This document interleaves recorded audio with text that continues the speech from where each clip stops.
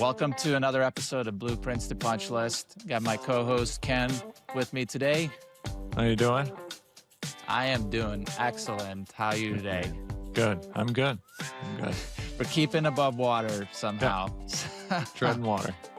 Treading water. So, yeah, let's dive into it. Today, we just wanted to cover a couple of these common sense construction topics that we hear all the time. So I'm going to throw out the topic, Ken, let you give your thoughts. I'll give some feedback if necessary, and then we'll move on to the next one.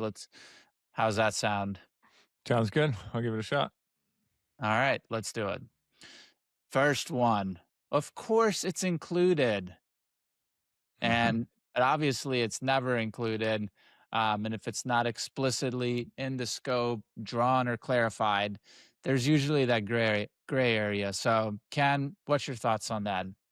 Yeah, I think overall theme of this is don't ever assume, right? There's a saying out there. I think most of us know it, right? But don't ever make assumptions, right? If it's not clearly spelled out in the drawings, more than likely it is not going to be captured. Now, there are particulars and stuff that we as GCs do every day that we should understand, right? We should understand that, hey, there's going to be a gap in this scope between, the roof structure and the gutter installation or whatever it may be, right? We should know that there's some sort of gap that needs to be filled. But if there's no detail on it, if there's no note calling it out, chances are that either it's going to be priced improperly or not priced at all, right? So I think, on the front end, it's important to take the time to go through those plans and go through them thoroughly. And I know we say it a lot on this podcast, right? But the sooner you can involve all parties that will be involved in the process to take a look at that, provide input, the better off you are, right? The better off you can catch those things, include them in the drawings, and therefore have better pricing as a result, Absolutely. which translates to a better process. Yeah, and I think you make a great point there. The sooner the subcontractors are involved, because they bring their expertise. So we're not just relying on our knowledge or the drawings, but they're gonna an electrician or a drywall guy walks on the job site. He's gonna look at it from a completely different scope than or a completely different lens than we are. So having that expertise involved early, it definitely helps to clarify some of that that fog that comes up. So yeah, those are all great points. Yeah, and something else I'll say to that, right? I think that mostly outlines the plans, but also like on the client side, when you get a price, make sure that it's clearly spelled out what you're signing up for, right? And go into almost exhaustive detail on that, right? Maybe not necessarily to the type of caulking that's being used in a certain application, right? But certainly go down the road of outlining scope and what is and isn't covered, right? Because the further you get in the process, the more gray area that gets involved, and the sooner that you can call that stuff out and understand, the better off you'll be, right? Because we all know as things start to wrap up and or as we start to get into things, just by nature of construction, things happen, things come up, right? And, there's some things out there that are unavoidable. There's some things out there that need exploration in order to really understand. But for the most part, through conversation and collaboration, a lot of those things can be dealt with early on. Yeah. Number two is that the drawings are coordinated. And many times we're dealing with very smart people who are architects, structural engineers, mechanical, electrical engineers.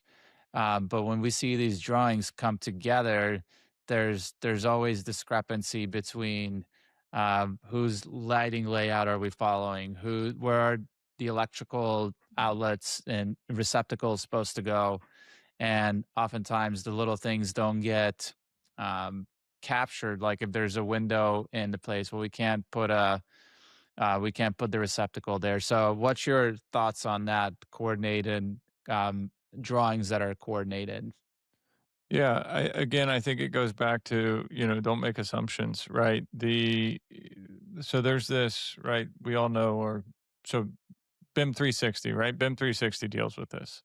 The problem is, BIM 360 is, it's a great tool. It alleviates a lot of those issues. The problem is it typically doesn't make sense from a monetary perspective unless it's a large scale project. So a lot of what we operate in, it's not going to make sense on a, 20,000 square foot build out to go and invest the money in BIM 360, right? What BIM 360 does is it takes all trades and it coordinates them in a 3D model, essentially, right? So you can ensure that the conflicts, everything coordinates, everything talks. If you make a change somewhere, it outlines the conflicts, gives you an understanding of what it may conflict with, and you're able to provide the solution, right? But most projects can't support BIM 360, right? So you need clear and proper coordination between trades, between engineering, between different trades in the design.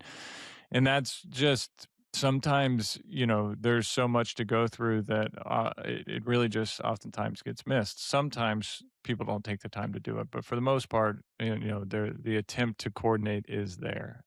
The reality of it is there's just a lot to coordinate. And how deep do you go on the exploratory stuff, right?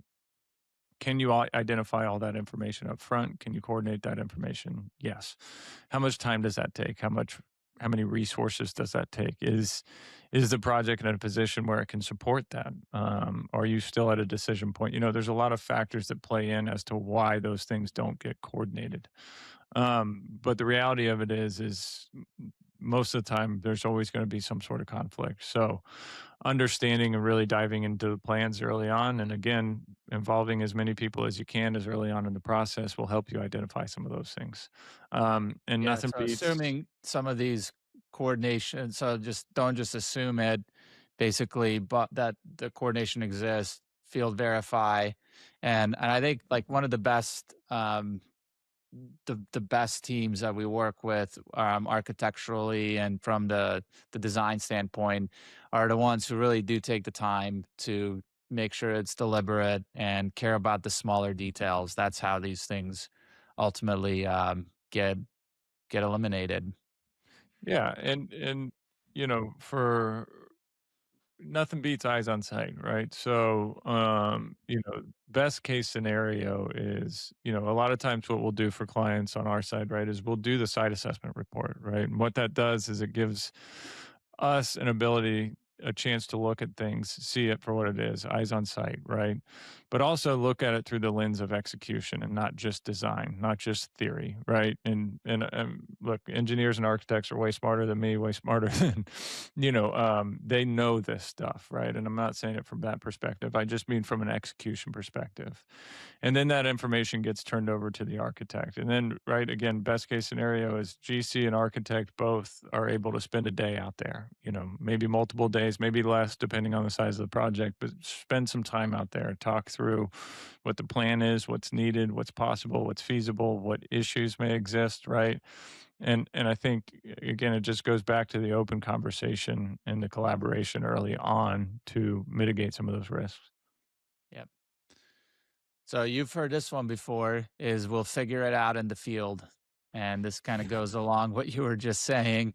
But every time I've said that, or I've heard an owner say it, it costs more and it took longer. That's So right. how do we work through this? Yeah. So I think the reality of that is it'll never go away, right? We all know that typical note GC to verify in field, right? And that's typical. And there's a lot of things that, look, until you get in there, until you peel it back, especially on these tenant improvement projects, going into an existing building, going into an existing space, some assumptions have to be made. But the more assumptions you can take off the table, the more variables you remove from the process, right? And to your point, it's much easier to deal with something when you're not in the thick of it. Things aren't rolling, the clock's not ticking, the dollars aren't going out the door. To be able to sit back and figure it out and really make a good decision, right? Otherwise, sometimes you're up against it. you're having to make a decision in a short period of time, and it therefore it shrinks your options, right? You're limited to certain options, and oftentimes those options cost more money. So it's really important to establish early on and provide clarity. And it comes with the delay. Specific items like the if you haven't made a decision on the door finishes, for example, every day that gets delayed is going to push the project because we know doors have 10 to 14 week lead times. So on our projects that only take 14 to 16 weeks, any delay in getting those orders will just expand the project out. So it's us up to us, I think, on the again working with the design team, having a great communication with the owner, and having this collaborative effort from the PM side and their subs to steer the ship in the right direction and to make sure that we're hitting the dates through hitting the dates and the budgets through these communications. So Yeah, and I think oftentimes, I know I'm guilty of it from time to time, although I'd like to think I at least make a good effort not to be, right? But oftentimes, we're the GCs, that is, are the biggest culprits of that, right? We always see, or we're used to seeing GC to verify in field, right? And you may have 15 things going on. This bid's due in 3 days, 4 days, 5 days. I didn't catch that note on the walkthrough, or we didn't get an opportunity for a walkthrough. But encourage, on the GC side, just do everything possible to verify those things. Don't make assumptions. Even if been done 15 times before, it has not been done at Sunrise Plaza in Miramar, Florida, right? So take the time, go verify that in field, however that is, right? Technology is great these days, right? Life's three Insta 360 camera or something, right? Just make every effort to, verify those things. Don't just make an assumption based off previous experience. yeah, good stuff. Good stuff. Let's go to the next one. Again, I know you've heard this one before too. Can we just make this change? It's just a tiny, small change. Um, but we know in commercial construction, small change can cascade, and you move a wall, and all of a sudden, the electrical that was supposed to go there has to shift, and there's a plumbing conflict, and the millwork has to be adjusted. So it's not just one issue, but it's the dominoes that fall behind it. So, what do you think of how would you handle that conversation? Yeah, conversationally, it would really be on a case by case basis, right? But overall, like in life, nothing happens in construction. It's not like nothing happens in a vacuum, right? Most of the decisions you make have impacts, and to what level, to what degree, and what that impacts is part of the conversation. But oftentimes when you change something and you move something, especially a wall, right? It's just a wall. It's metal studs, it's drywall, just shift it over there. All right, well, I have plumbing in that wall. I have electrical in that wall. I have lights that are, 2 feet off of the wall and you want to move the wall 3 feet. I have a grill or a diffuser. All right, now all of a sudden we have not only involved the framing and drywall sub, we've involved the electrician, we've involved the plumber. At this point, because there's plumbing in the wall, we've involved the concrete cutting sub and the concrete pour back sub. We've involved the mechanical sub, right? Oh, wait, Not to and things mention, are sorry to shifting on cut the in there, grid, but right? not to mention, like, if there's a code implication, right? Like, or if there's Sure. a life safety, um, issue that could potentially come up. So it's remembering to look at it from all these different angles. Yeah, yeah. I mean, to your point, right? What does that mean? All right, now that means now got to go back to the architect and the engineer. They've got time involved in the change. Therefore, there's a cost associated with that change. And there's a schedule delay associated with that change. Then it goes to the AHJ for review, the authority having jurisdiction for review, of course, depending on the level of change. But most changes, especially moving walls, are going to require an additional revisions. So, yeah, there's a lot of other factors that play into that, not just the work that takes place on site. Um, but the design, the plans associated with it, the permitting, the inspections, the money, the time. Yeah, well said. The last one that I thought was that this phrase comes up quite a bit too is we can start now and then we'll just finish later.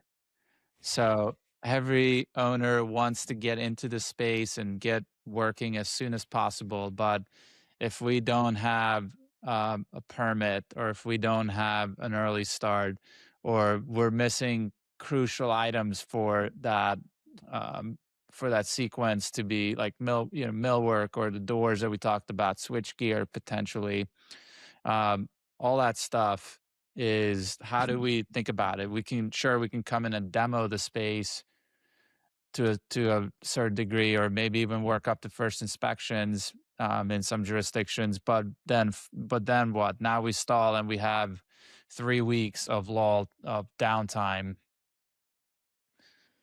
Yeah. Some folks around the office would probably laugh if I was the one answering this question, because I have a bad The habit of perfect saying, one. "Let's do it, let's go." But the reality of it is sure you can figure it out, but you're starting behind the ball, and therefore you're playing a game of catch up the entire time, and it just makes a difficult process that much more difficult, right? The more you can have set up, the more you can have, whether it be conversation, submittals, ordering material, getting approvals, ordering equipment, all of those things being set up, being in place before the word go makes the process easier. When you're playing catch up the whole time, you're not only dealing with the problems on site, but you're trying to get everything set up as you move. And then when challenges arise, they're more difficult to deal with at that point in time, right? Because you're in the thick of it. You have everything going on. Whereas when things are set up, you're not dealing with those material delays, right? You can call it out early on. You can say, "Hey, I've got a 16-week lead time on these units. It's going to fall within this week of our schedule. If we shift and wait 2 weeks, we can run all the way through." And sure, that is the ideal scenario, and sometimes we have to bend on what is ideal and what is not ideal based on client schedules, other factors, but mainly client schedules, right? Um, and there's ways that we can work that and make it work, right? Demo is one that I think, is a good one to start with if you're going to start a little early, right? Because what that gives you, especially in an existing space where you're going and tearing out the existing walls and MEPs and building back new, it gives you the opportunity to see what's there. It gives you opportunity to expose the unknown and deal with the surprises, right? But if you Yeah. get going too far ahead, you're just playing catch up the whole time, and there's no real benefit to the project. And you Yeah, might be no, able to make it that's work, good. and but it certainly puts you at a disadvantage. Yeah, and the demo one is a big one. I do think that in an existing space, knowing what you're going to be up against is huge. I know we've had projects where we came in, started to get into the demo, and we found mold on the walls. Mhm. So now we had, Bad uh, word. yeah, it is, and owners don't want to hear it. But would you rather find out earlier or later? So that's where it becomes that why it's so valuable to work through these, and really it always comes back to a conversation with the owners on what their expectations are. They want to push, they want to get started, get in there, get ahead, but it is up to us still to make sure that we're reeling that ship and guiding them along to make sure we're doing what makes sense and they understand the risks and it's being communicated properly. Right, and I think you make a good point, right? Ultimately, it comes down to clearly understanding each client's and each project's constraints. There's the old adage: you get quality. What is it? Quality, cost, or time. Right? You got to pick two of them. Right. You got to understand what the constraints are so you can best steer the ship. Right? Is cost the biggest constraint? Okay, well, then we've got to approach it a little bit differently. Is time the biggest constraint? Yes. Okay. Well, we approach that differently, right? We can, but that comes with a cost, and you hope that it doesn't come at the cost of quality, right? But certainly comes at a higher price point, right? If you want to get there quicker, it's going to take a little more. So understanding the constraints is key for being able to, best steer the ship there, best direct that project to completion. Well, this was a kind of a fun episode to talk through some of these common sense things that come up that aren't always common sense. So appreciate your feedback, Ken. Good. I think that we covered some good ground there. And any final thoughts in closing? Yeah, just don't assume. Have conversations, collaborate early on. Yeah, awesome. Well, thank you for joining us in another episode of Blueprints to Punch List podcast. Give us a like, a share, follow our channel, and love to get some feedback too of what you're liking, what you're liking about these episodes, and if you have any questions or comments on it, hit us up on LinkedIn. Both Ken and I are active on there, and we will see you on the next episode.